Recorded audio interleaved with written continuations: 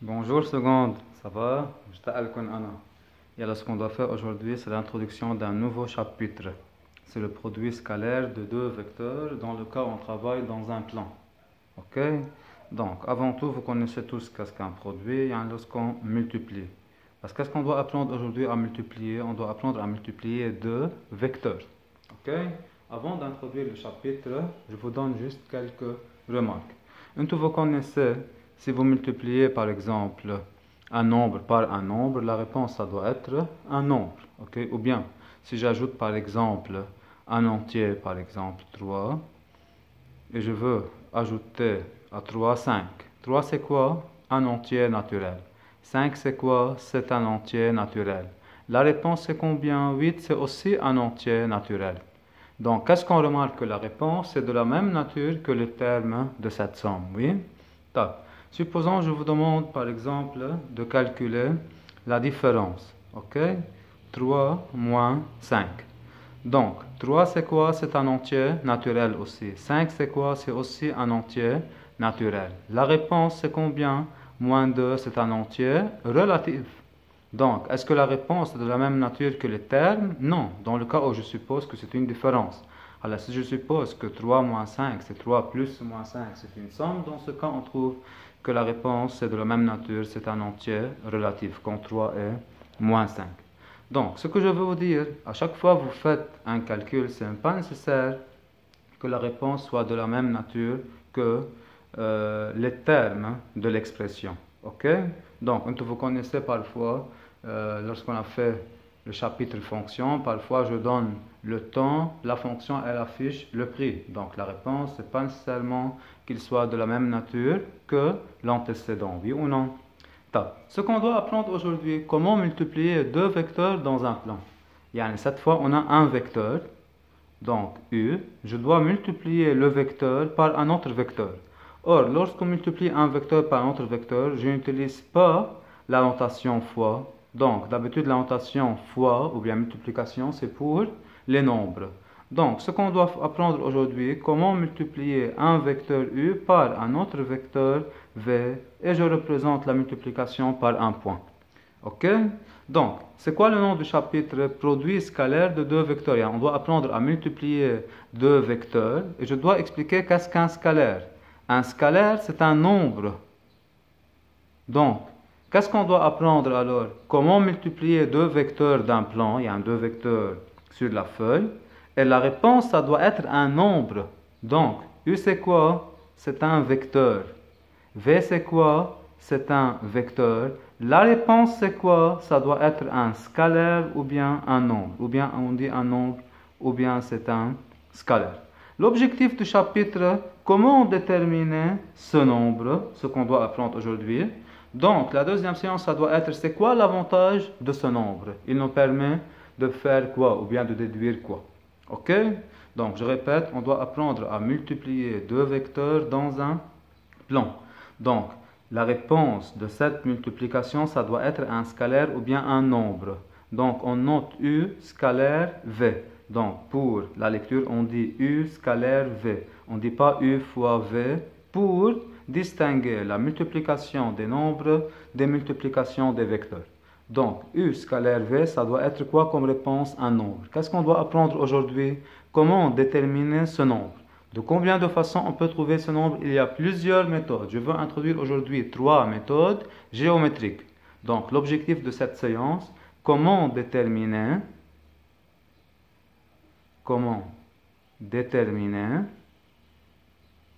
U scalaire V, le nombre U scalaire V, donc géométriquement.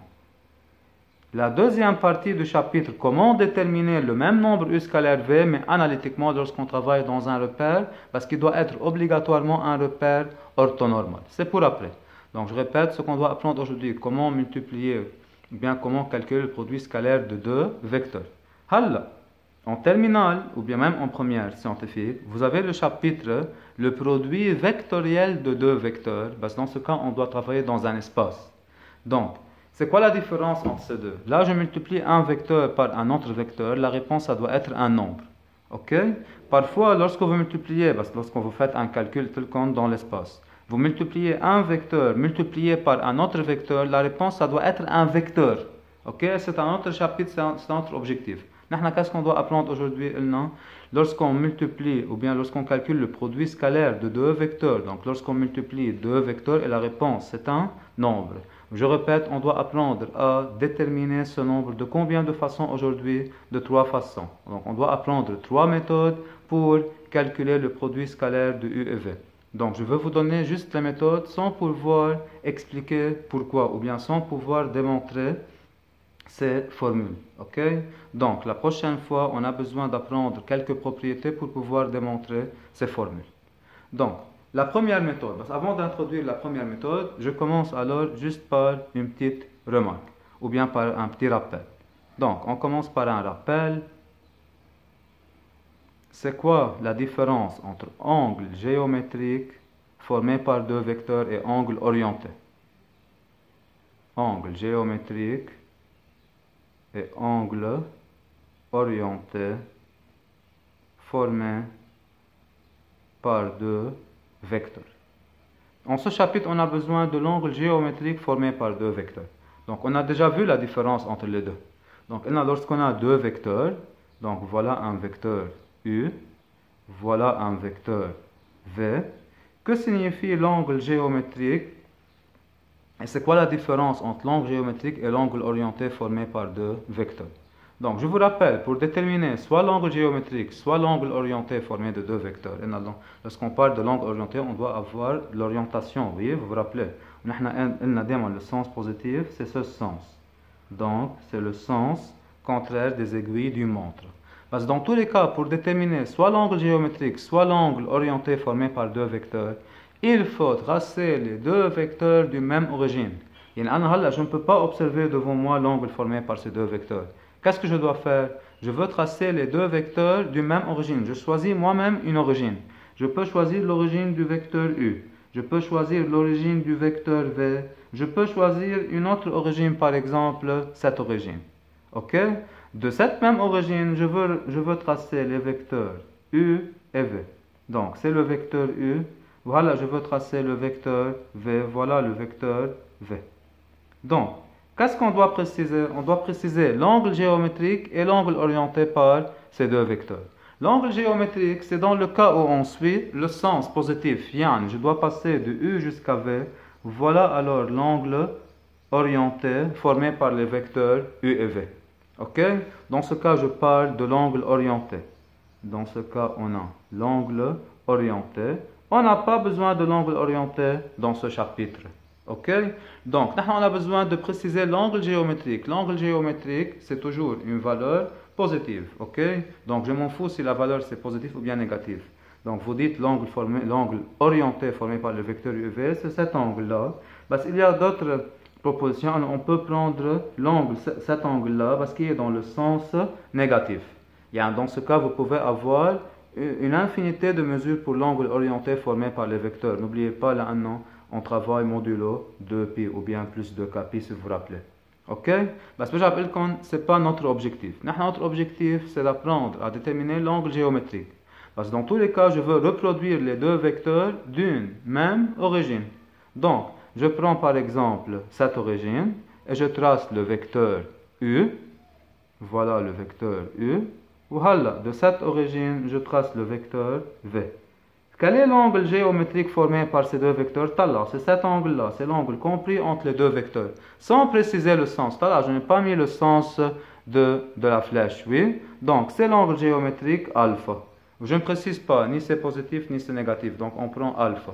Ok? Parce qu'en fait, on prend la valeur positive. Ok? Donc, je répète, pour déterminer l'angle géométrique formé par deux vecteurs, il faut tracer les deux vecteurs d'une même origine. Par exemple, je peux prendre cette origine. Regardez, je prends l'origine du vecteur U et de cette origine, je trace le vecteur V. Je trouve alors l'angle alpha. Voilà l'angle géométrique formé par le vecteur U et V. C'est le même angle dans tous les cas. Ok? Je vous donne un exemple. Donc, supposons, je vous donne un triangle équilatéral. Donc, ABC, c'est équilatéral.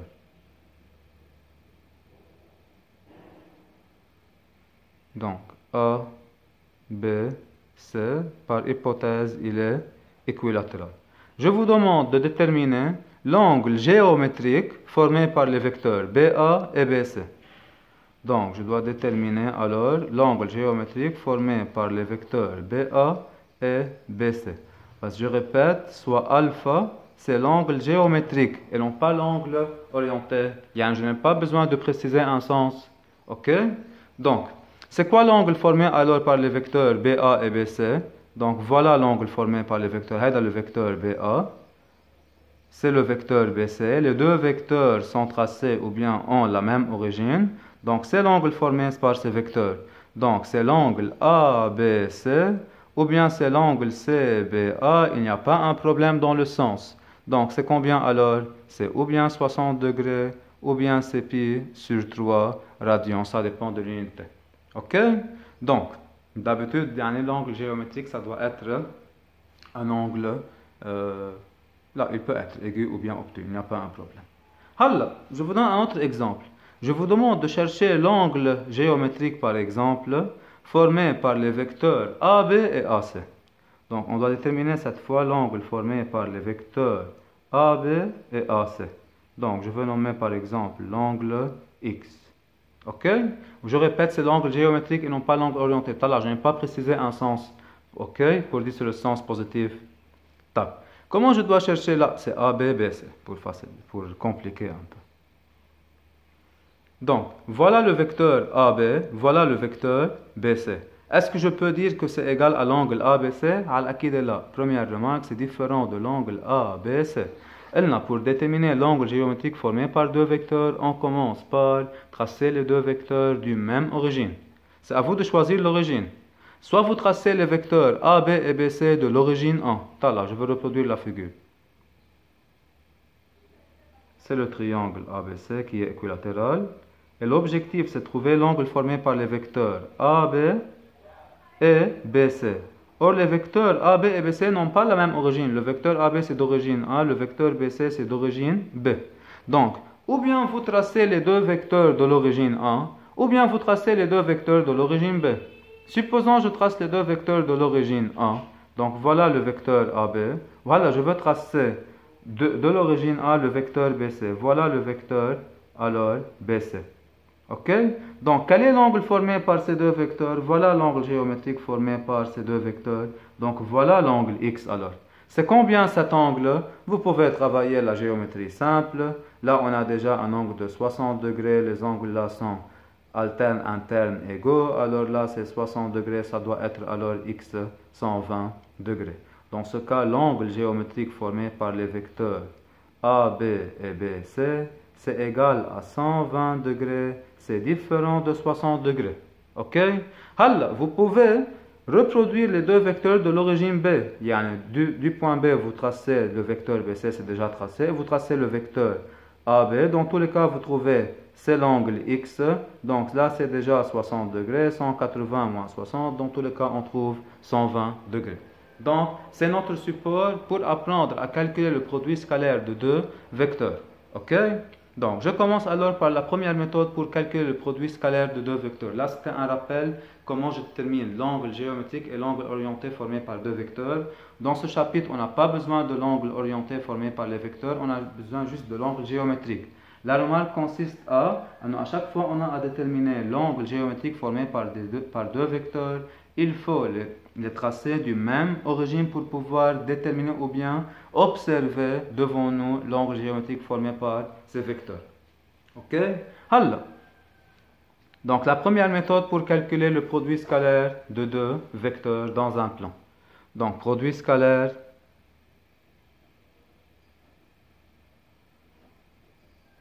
de deux vecteurs du plan.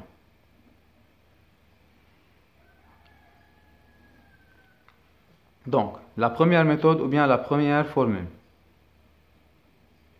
Donc, regardez, par définition, U scalaire V. Donc, je répète, U c'est quoi? C'est un vecteur. V c'est quoi? C'est un vecteur. Qu'est-ce qu'on doit avoir comme réponse? On doit avoir un nombre. Donc, la réponse, c'est un nombre. Là, c'est un vecteur. V, c'est un vecteur. Mais la réponse, ça doit être un nombre. Regardez quel est ce nombre. Donc, par définition, c'est le module de vecteur U fois, pourquoi j'ai mis fois et non pas point, le symbole fois c'est pour les nombres. Or, le module de vecteur U c'est un nombre, la longueur du vecteur. Fois le module du vecteur V fois cosinus de l'angle alpha avec alpha, c'est l'angle géométrique formé par les vecteurs U et V. Avec alpha égale à l'angle géométrique formé par les vecteurs U et V. Ok? Donc, la première méthode pour calculer alors le produit scalaire de deux vecteurs, c'est la formule U scalaire V, c'est égal au nombre. Quel nombre? Module de U fois module du vecteur V fois le cosinus de l'angle alpha, avec alpha, c'est l'angle géométrique formé par les vecteurs U et V. On fait alors un exemple. Donc, ABC est un triangle équilatéral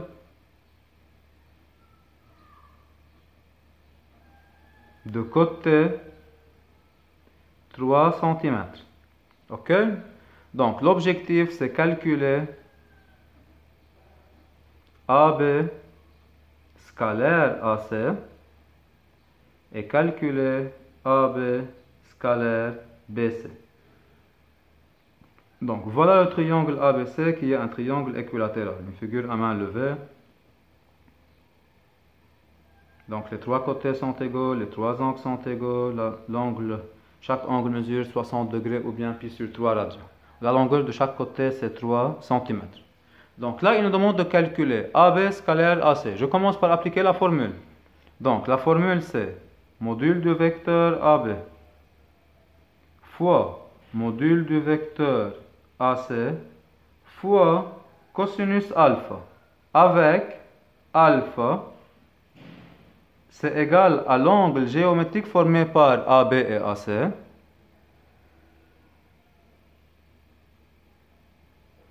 géométrique formé par les vecteurs AB et AC. Quel est l'angle formé par les vecteurs AB et AC? Déjà, les deux vecteurs ont la même origine 1. C'est l'angle géométrique là, donc c'est l'angle BAC. Donc c'est égal à l'angle soit BAC, soit CAB. Il n'y a pas un problème, là je répète, il n'y a pas une orientation. On travaille géométriquement là. Donc, ça doit être, AB c'est combien alors? Module du vecteur AB, c'est la longueur du segment AB. Module du vecteur AC, c'est la longueur du segment AC. Cosinus alpha, donc c'est cosinus de l'angle BAC. Ça nous donne, AB c'est déjà 3 cm, AC c'est aussi 3 cm, fois cosinus et l'angle BAC c'est égal à 60 degrés ou bien pi sur 3 radians. Donc on doit avoir 3 fois 3 fois 1/2, la réponse c'est 9 sur 2. Donc pour la réponse vous n'avez pas une unité, c'est un nombre sans unité. Ok? Donc j'ai multiplié les deux vecteurs, la réponse est égale à combien? C'est égal à un nombre. Je répète, dans la suite du chapitre, on doit apprendre l'avantage de ce chapitre. On a beaucoup d'avantages. En physique, on a plusieurs avantages. Mais en maths, on a plusieurs avantages. Maintenant, on est en train d'apprendre aujourd'hui juste c'est quoi le produit scalaire de deux vecteurs d'un plan. Donc, on a le produit scalaire, c'est égal à un nombre. Comment je détermine ce nombre? À partir de cette formule, c'est la première méthode ou bien la première formule pour déterminer ce nombre. Ok? Alors, on passe à calculer le produit scalaire des vecteurs AB et BC. Donc, on doit calculer AB scalaire BC. J'applique la formule. Donc, c'est module de vecteur AB fois module de vecteur BC fois cosinus de l'angle alpha. Avec alpha, c'est égal à l'angle géométrique formé par AB et BC. Or, c'est quoi le truc là? Les vecteurs A, B et B, C ne sont pas de même origine, donc je ne peux pas observer devant moi simplement l'angle formé par les vecteurs A, B et B, C. Qu'est-ce que je dois faire alors? Je dois essayer de tracer les deux vecteurs de même origine. Donc, on a déjà trouvé l'angle géométrique formé par AB et BC dans l'exercice précédent. Voilà alors le vecteur AB. Du point A, je trace le vecteur BC. Voilà l'angle formé par ces vecteurs. Ça doit être égal à 60 degrés et 60 degrés. Donc, qu'est-ce qu'on doit avoir alors? Donc, module de vecteur AB, c'est la longueur du segment AB, fois la longueur du segment BC, fois cosinus, et alpha, ça doit être combien alors? 120 degrés. Donc, AB, c'est égal à 3, fois BC, c'est égal à 3. Voilà, on calcule cosinus 120 degrés. Donc, je vous rappelle, pour calculer cosinus 120, comme 120 n'est pas un angle remarquable, on doit faire apparaître l'angle remarquable avec la formule. Maintenant, j'écris par exemple 60 plus 60 là. Donc, on doit décomposer 120 de façon de faire apparaître 60 degrés, parce qu'il y en a avec soit 90 degrés, soit 180 degrés. Donc, on peut écrire alors c'est cosinus 180 degrés moins 60 degrés. Donc, c'est 3 fois 3 fois moins cosinus 60 degrés. Donc, c'est 3 fois 3 fois moins 1 demi. La réponse, c'est moins 9 sur 2. Donc, je répète, la réponse, c'est un nombre. Alors, c'est quoi l'utilité de ce nombre? C'est pour après. OK? Alors, je peux vous donner juste quelques remarques. Donc, la réponse là, c'est positive. Pourquoi la réponse est positive? Car l'angle géométrique formé par ces deux vecteurs est un angle aigu. Là, pourquoi la réponse est négative? Car l'angle géométrique formé par les deux vecteurs, c'est un angle obtus. OK? Alors, je vous donne une remarque. Supposons, je vous donne par exemple un triangle rectangle. Donc, un autre exemple. Supposons on a un triangle rectangle ABC.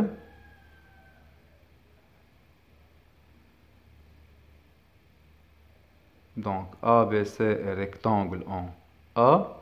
Et je vous demande de calculer alors AB scalaire AC. Dans ce cas, vous trouvez c'est module du vecteur AB fois module du vecteur AC fois le cosinus de l'angle géométrique formé par les vecteurs AB et AC. On a déjà alors AB et AC sont de même origine, donc on peut observer devant nous l'angle, c'est l'angle BAC. Donc c'est AB fois AC fois cosinus de l'angle BAC. Même si on ne connaît pas AB et AC, ben là je dois multiplier par cosinus 90 degrés qui est égal à 0. Et dans tous les cas, le produit scalaire, c'est égal à combien alors? Ça doit être égal à 0. Donc, on a combien de possibilités pour le produit scalaire? 3 possibilités. Soit le produit scalaire est positif, soit le produit scalaire est négatif, soit le produit scalaire est nul. Dans le cas où le produit scalaire c'est nul, donc les vecteurs on dit sont orthogonaux, et qu'on n'utilise pas le mot perpendiculaire. Dans le cas où le produit scalaire c'est positif, l'angle géométrique formé par les vecteurs est aigu. Et dans le cas où le produit scalaire c'est négatif, c'est-à-dire l'angle géométrique est obtus. OK? Donc, c'était la première formule pour calculer le produit scalaire. En fait, c'est la définition. Alors, je passe à proposer deux autres méthodes. Parfois, vous pouvez les appliquer pour faciliter votre calcul ou bien dans le cas où l'angle géométrique c'est inconnu. Donc, la première méthode, d'habitude, vous l'appliquez dans le cas où les modules des vecteurs sont connus et l'angle géométrique c'est connu. Alors, dans le cas où l'angle géométrique, on ne peut pas le calculer, ou bien on ne peut pas le connaître. Comment je peux calculer le produit scalaire? Donc, je propose alors une deuxième méthode. Donc, deuxième méthode. Donc, cette deuxième méthode, Awashi s'applique dans le cas où les vecteurs sont exprimés d'une même origine. Donc, condition. Donc, les vecteurs U et V sont de même origine. U et V ont la même origine. La première méthode, on peut l'appliquer donc sans avoir des conditions. Juste l'objectif, c'est connaître les modules et l'angle géométrique. Parce que là, c'est obligatoire que les vecteurs soient d'une même origine. Donc, c'est la première condition. Donc, la deuxième condition, U et V se trouvent dans un triangle connaissant les mesures de ses côtés. Donc, U et V se trouvent dans un triangle connaissant les mesures de ces trois côtés.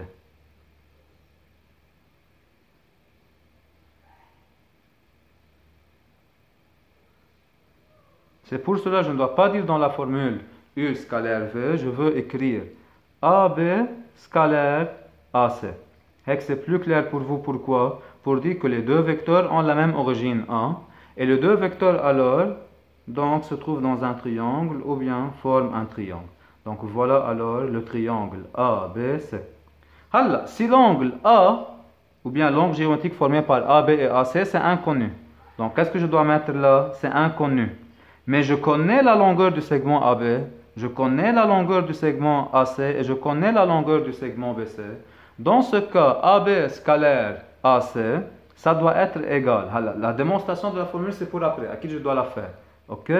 Donc, c'est égal à 1/2 facteur la longueur du segment AB au carré plus la longueur du segment AC au carré moins la longueur du segment BC au carré. OK? Donc, je répète, il y a une démonstration pour cette formule. Je ne peux pas la démontrer aujourd'hui. Ça doit être pour la prochaine fois. On fait une application. Donc, exemple. Donc, on reprend l'exercice précédent. Donc, ABC, c'est un triangle équilatéral. De côté 3 cm. Donc, il nous demande de calculer AB scalaire AC. La première méthode consiste à calculer module du vecteur AB fois module de AC fois cosinus de l'angle géométrique. On connaît déjà les modules et l'angle géométrique. On peut l'appliquer. On a déjà appliqué ça. La deuxième méthode, regardez qu'est-ce qu'on dit. Comme les vecteurs ont la même origine, alors j'ai le choix de penser à un triangle qui contient les vecteurs ou bien qui est formé des vecteurs AB et AC. OK? Or, AB c'est connu, AC c'est connu et BC c'est connu. Donc, on travaille dans le triangle ABC. Donc, on dit dans le triangle ABC, on a AB scalaire AC et j'applique la formule. C'est 1/2 facteur AB au carré plus AC au carré moins BC au carré. Donc, c'est 1/2 facteur 3 au carré 9 plus 9 moins 9. La réponse, ça doit être égale 9 sur 2, comme on a trouvé par la première méthode. Parce que je répète, cette méthode s'applique dans le cas où les vecteurs ont la même origine. Sinon, on doit apprendre une technique pour faire apparaître la même origine parce qu'on n'a pas encore vu cette méthode. Vous ne pouvez pas calculer AB scalaire BC à partir de cette méthode. OK? Je ne peux pas dire dans le triangle. Pourquoi je ne peux pas dire dans le triangle? Car les vecteurs n'ont pas la même origine. Qu'est-ce qu'il faut dire? Il faut faire apparaître la même origine. Comment? C'est pour la prochaine fois aussi. OK? Donc, je ne peux pas travailler alors dans un triangle pour calculer AB scalaire BC car les vecteurs n'ont pas la même origine. Donc, c'était la deuxième méthode pour calculer le produit scalaire de deux vecteurs. Je passe à la troisième méthode. Caméra dans le cas où je ne connais pas l'angle géométrique formé par les deux vecteurs et dans le cas où les deux vecteurs ont la même origine. OK? Donc, troisième méthode.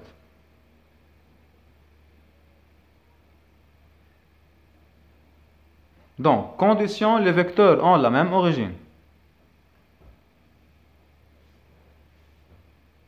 Donc, U et V ont la même origine. Donc, regardez comment vous pouvez calculer. Quand même, je vais vous donner la formule sans démontrer la formule. La démonstration, c'est pour la prochaine fois. Donc, par exemple, on doit calculer cette fois AB scalaire AC.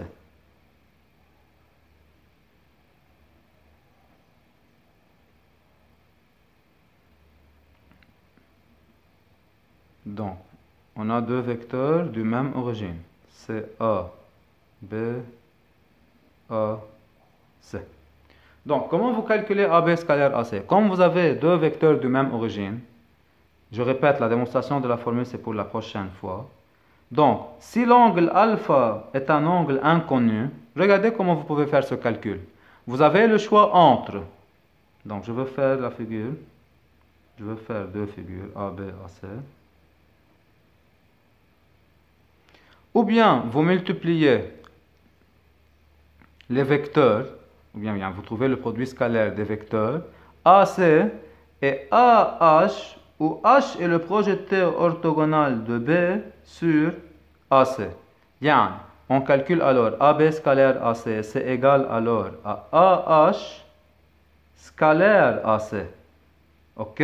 Avec H et le projeté orthogonal de B sur la droite AC. Ou bien vous projetez orthogonalement C sur AB. Vous trouvez par exemple P. Et vous trouvez alors c'est AB multiplié par le vecteur AP. Avec P et le projeté orthogonal de C sur la droite AB. Dans le cas où vous avez à calculer le produit scalaire de deux vecteurs ayant la même origine, vous pouvez alors penser à projeter orthogonalement l'un sur l'autre vecteur. Ok? De cette façon, pourquoi vous profitez? Les vecteurs AH et AC sont alors collinéaires.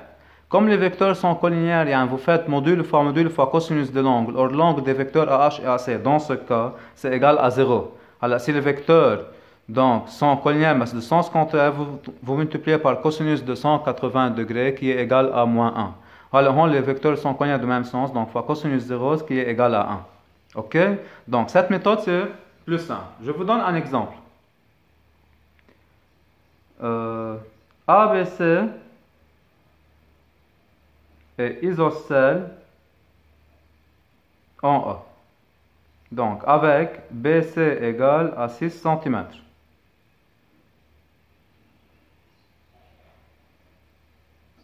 A, B, C, et là c'est 6 cm. Et je vous demande de calculer BA scalaire BC. Donc, on a à calculer le produit scalaire de deux vecteurs qui ont la même origine B. Donc, je dois penser à la première méthode, module du premier vecteur fois module du deuxième vecteur fois cosinus de l'angle géométrique de ces deux vecteurs. Ok? Or, l'angle géométrique formé par ces deux vecteurs, c'est inconnu. On ne sait pas l'angle géométrique. Ou même, je ne connais pas module du vecteur BA. Donc, à qui ce n'est pas possible de penser à la première méthode? Est-ce que c'est logique de penser à la deuxième méthode? La condition, c'est vérifier les deux vecteurs ont la même origine, mais les deux vecteurs forment un triangle, mais que je ne connais pas les mesures de ces trois côtés. Ce n'est pas possible de penser à la deuxième méthode. Donc, à quelle méthode je dois penser? À essayer de projeter ou bien le vecteur BA sur BC, ou bien le vecteur BC sur BA.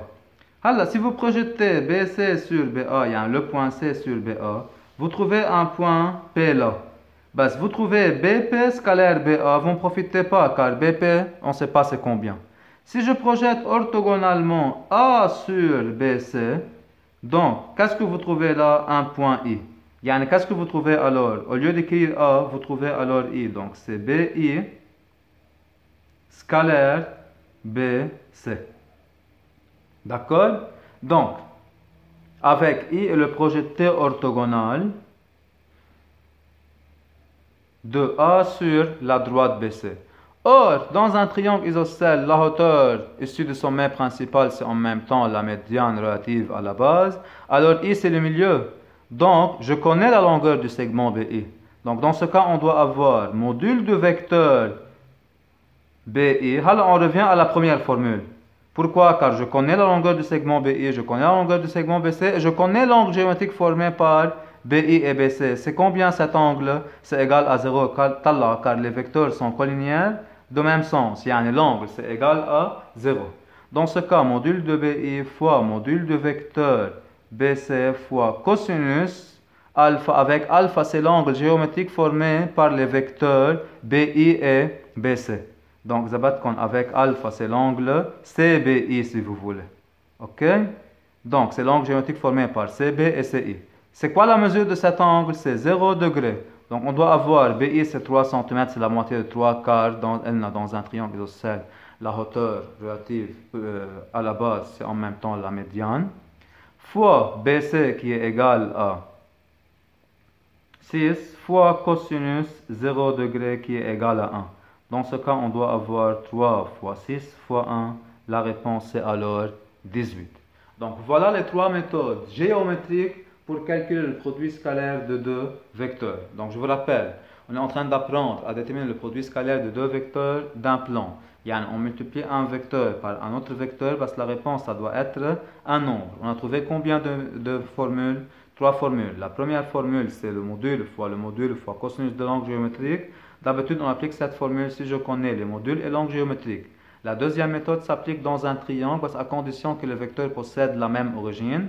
La troisième méthode, lorsqu'on projette un vecteur sur un autre, ou quand même, on doit appliquer cette méthode dans le cas où on a la même origine. Ok? Donc je crois que c'est suffisant pour aujourd'hui. La prochaine fois, on a à apprendre les propriétés et à partir des propriétés, on passe à démontrer les deux dernières formules. Ok? Merci secondes.